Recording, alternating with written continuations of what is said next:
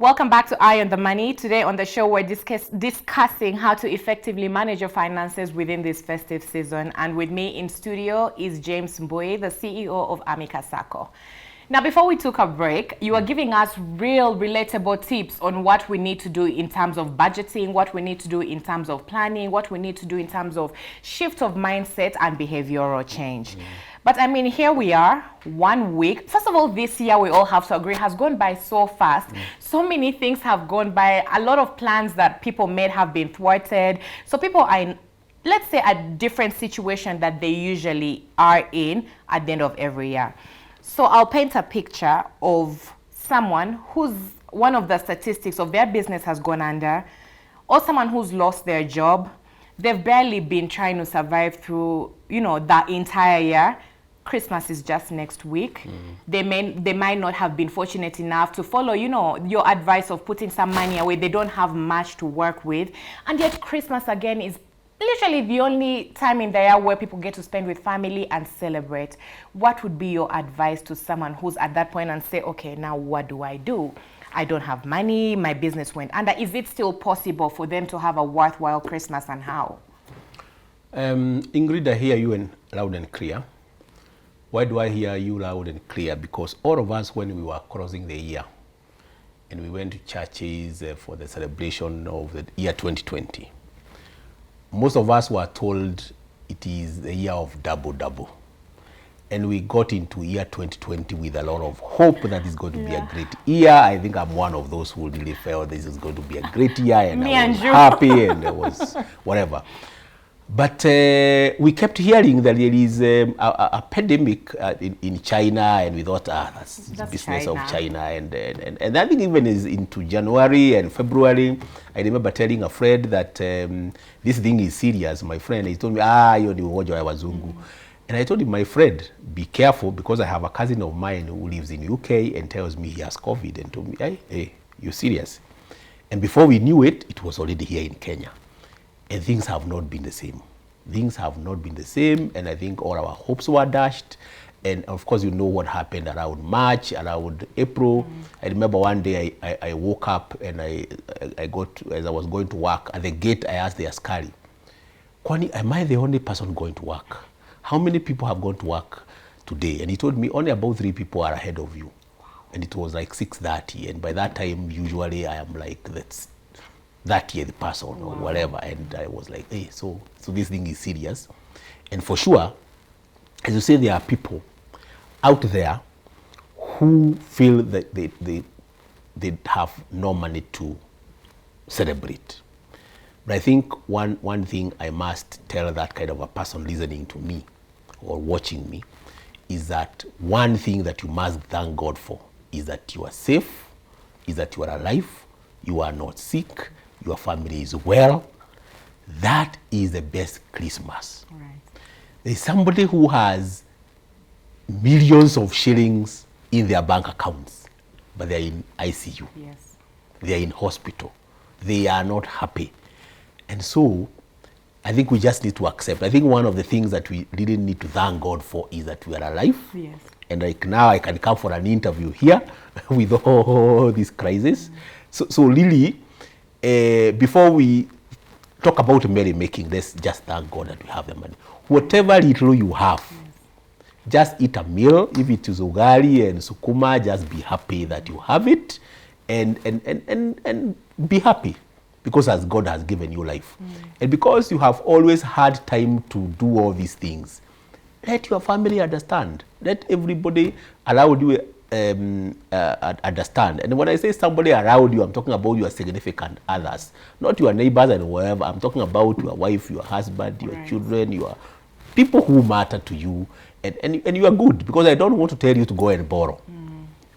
Because surely, why should you go and borrow? And because that is the next question that you were asking about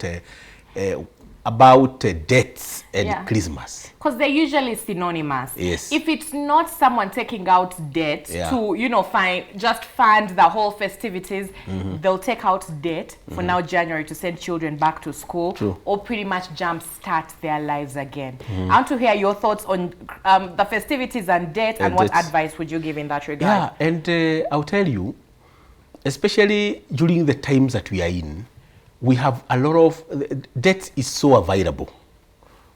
On a mobile phone, you can freezer, you can get whatever money you want, and you have credit card and so on. If there are things I would ask people to avoid, is spending your Christmas on debt. Because if you spend your Christmas on debt, and especially if you have like a credit card, remember wherever you go, you just pay on debt, on debt, on debt, on debt. And the fact that you do not have cash, chances are it means that you had not planned for this expenditure. You had not planned for this season. And therefore, it is you need to really avoid. You need to actually ask yourself whether the money you are spending, you should actually be spending. Whether the traveling you are making, you should actually be making. Whether the holiday you have gone for, you actually can finance it. If everything was to be normal, if you cannot be able to pay for whatever it is that you are paying for, when things are normal, so do not take debt to pay for it. It means already you are digging a hole for yourself. Come January, 2 weeks later, I think the Minister of Education said by around that 4th, our children are supposed to be back to school. Now, if you spent on a credit card for their holiday, so what happens come January 4th? Right. Most of these children have been eating, locked somewhere in a house for 1 year.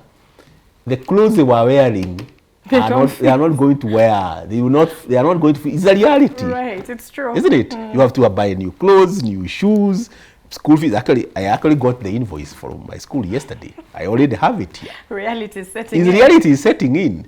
So if you don't really get reasonable and get practical and do what you must do and know all these are commitments which are yours, you get into spending mood, then things are not going to be okay with you. You will really suffer.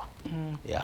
So, Mr. Mbue, because the director is breathing down my throat, as we wrap up in 1 minute, what would you say are the most common mistakes people make during the festive season, and what advice would you give someone going into this season to just, for the first time, personally me, just mention my mistakes for me, so for the first time I come out of this festive season without being broke and wondering, my goodness, I think one of the mistakes that people make is trying to do certain things to impress others.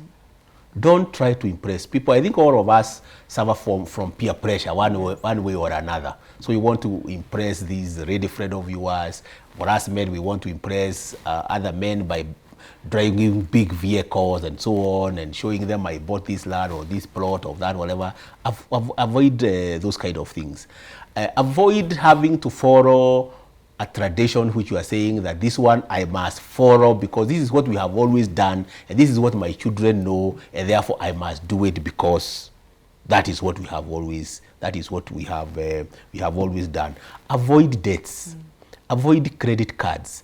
Avoid borrowing on mobile. Avoid getting into expenditure that you can do without. And most importantly,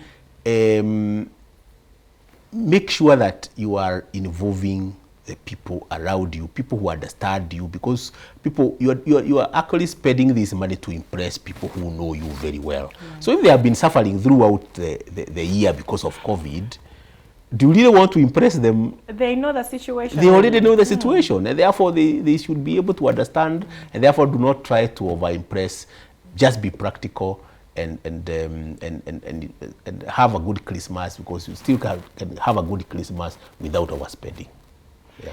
Thank you very much for making time to join us today to talk about a topic that a lot of us resonate with, and also a lot of us have actually fallen prey to. Thank you. Unfortunately, that's where we wrap it up today on Eye on the Money, but you can be a part of the conversation by sending your feedback to our social media pages at Metropole TV KE on Facebook, Instagram, and Twitter. We have so much more programming coming your way, so don't touch that dial.